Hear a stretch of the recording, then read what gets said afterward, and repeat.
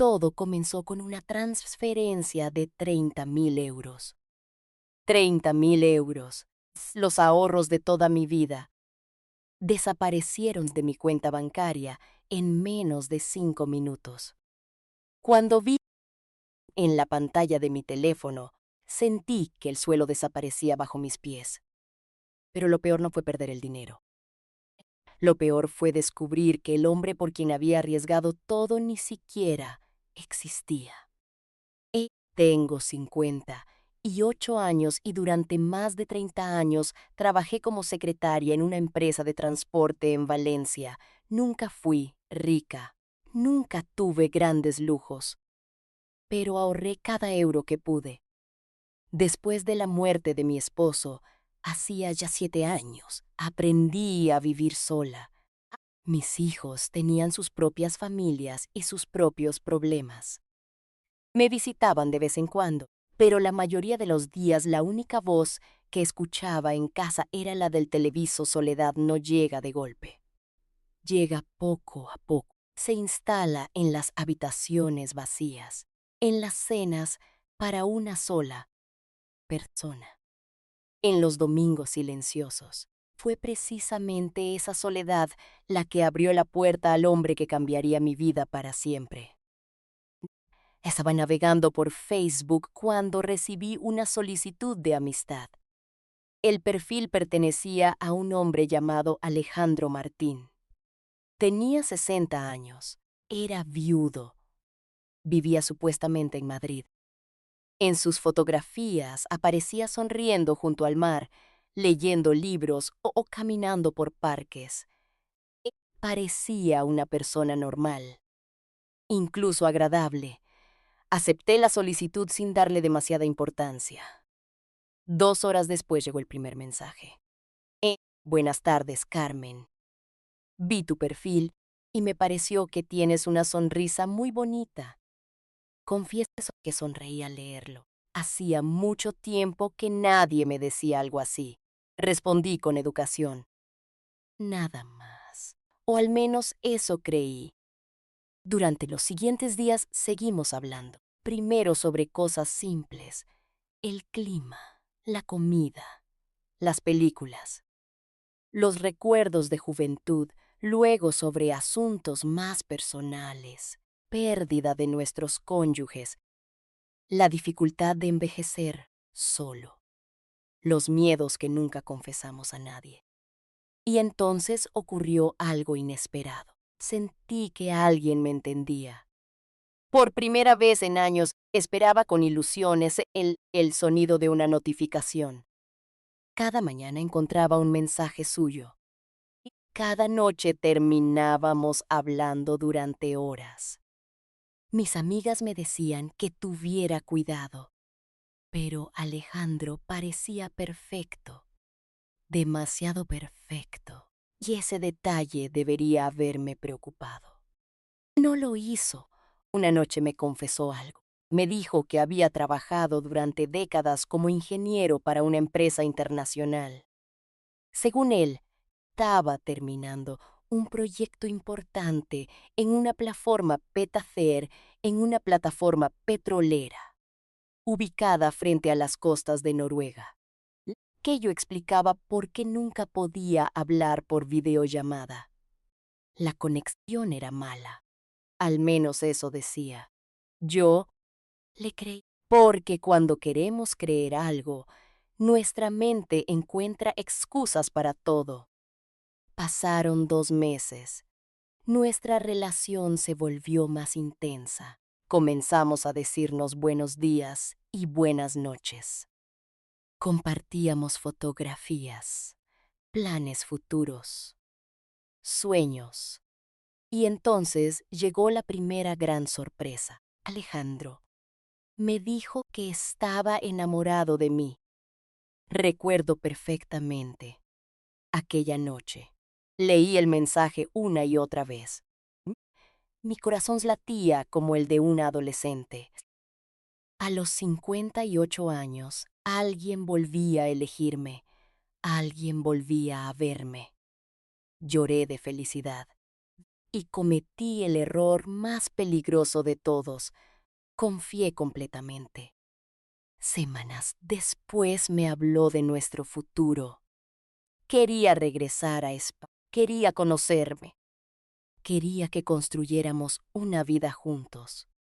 Incluso mencionó matrimonio. Parecía un sueño. Pero justo cuando todo parecía perfecto, apareció el primer problema. Un problema que cambiaría todo. Alejandro me escribió desesperado.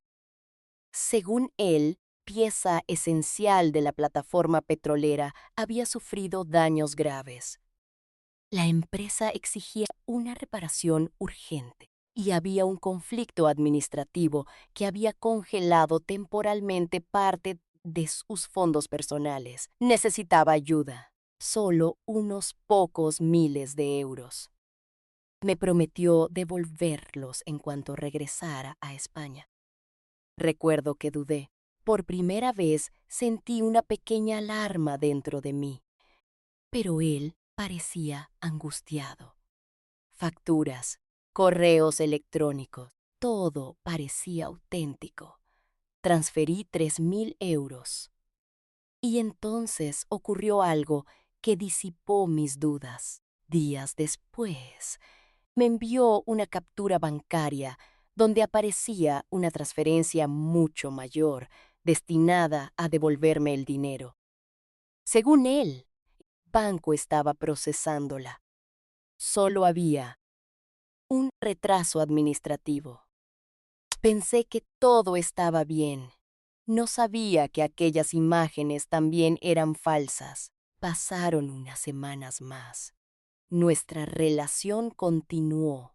Y entonces llegó otro problema, mucho más grave. Alejandro afirmó que había recibido una herencia millonaria de un familiar fallecido en Canadá. Sin embargo, necesitaba pagar ciertas tasas legales vales, liberar el dinero. Prometió que cuando todo estuvieras por resuelto, podría... Me habló de París, Roma, Lisboa, incluso de comprar una pequeña casa cerca del mar. Aquellas conversaciones alimentaban mis esperanzas, y mientras soñaba con el futuro, dejé de analizar el presente. Transferí otros 5.000 euros. Después, otros 4.000.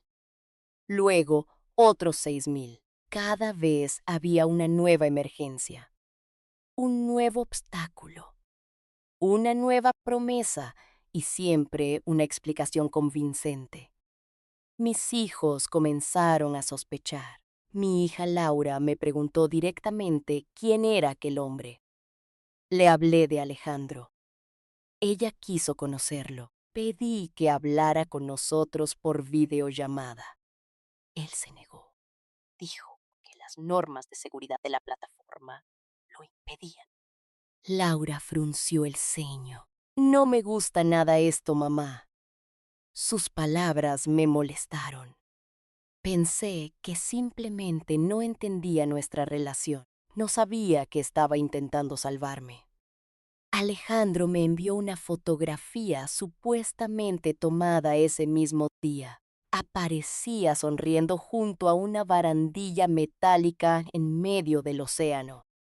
Pero Laura la observó durante varios segundos. Luego hizo algo inesperado y encontró exactamente la misma fotografía publicada años antes en una página web extranjera. Sentí un escalofrío. Por primera vez consideré que tal vez me estaba mintiendo. Lo enfrenté.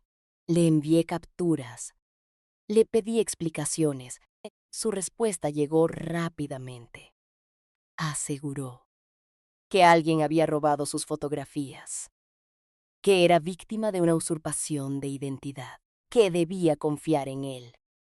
Y yo volví a creerle, porque aceptar la verdad significaba aceptar que había sido engañada, y aún no estaba preparada para eso. Los meses siguieron pasando. Entonces llegó la petición definitiva, la más grande.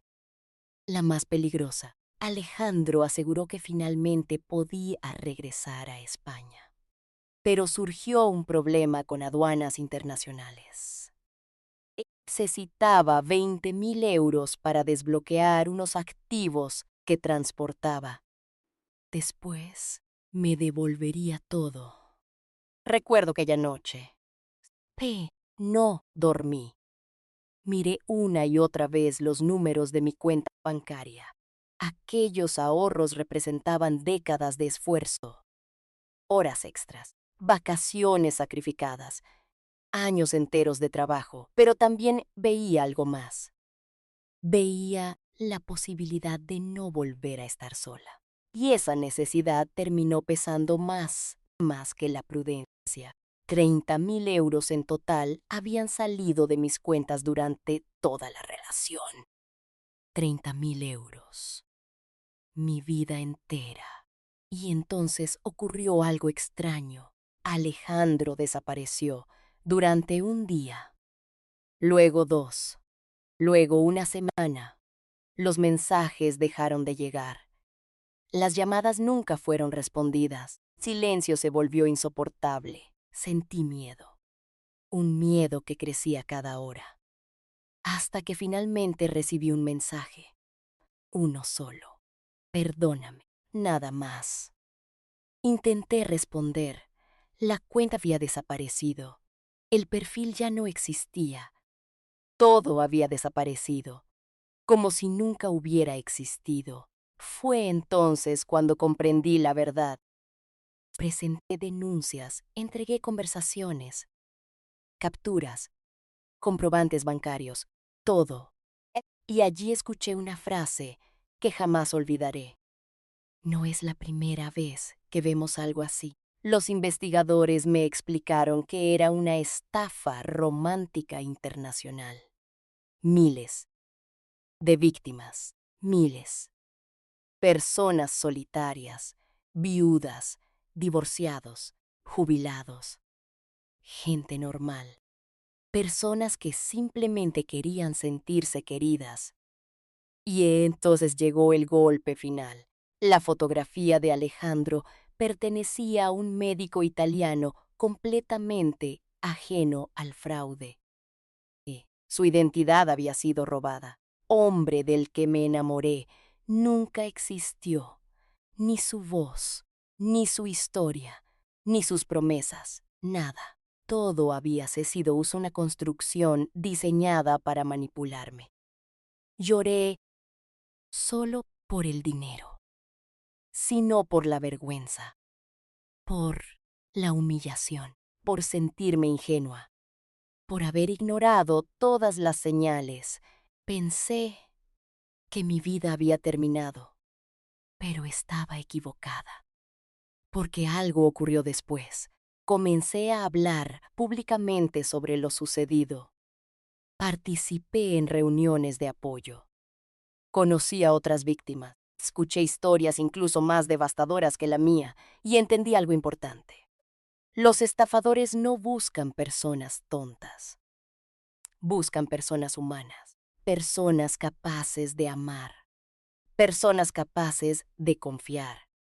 Eso fue lo que finalmente me permitió perdonarme. Hoy sigo viviendo en Valencia. No recuperé la mayor parte del dinero, probablemente, pero recuperé algo más valioso: la capacidad de mirar hacia adelante. Cada vez que alguien me pregunta qué aprendí de aquella experiencia, respondo lo mismo. La soledad puede ser peligrosa cuando permitimos que decida por nosotros. El amor verdadero nunca exige secretos, nunca exige urgencias, nunca exige transferencias bancarias. Y si una historia parece demasiado perfecta para ser real, probablemente no sea real. Yo entregué mis ahorros al hombre que conocí en Facebook. Perdí. Perdí meses de mi vida. Perdí la ilusión de una historia que jamás existió. Gané una lección que espero que nadie más tenga que aprender de la manera en que yo aprendí.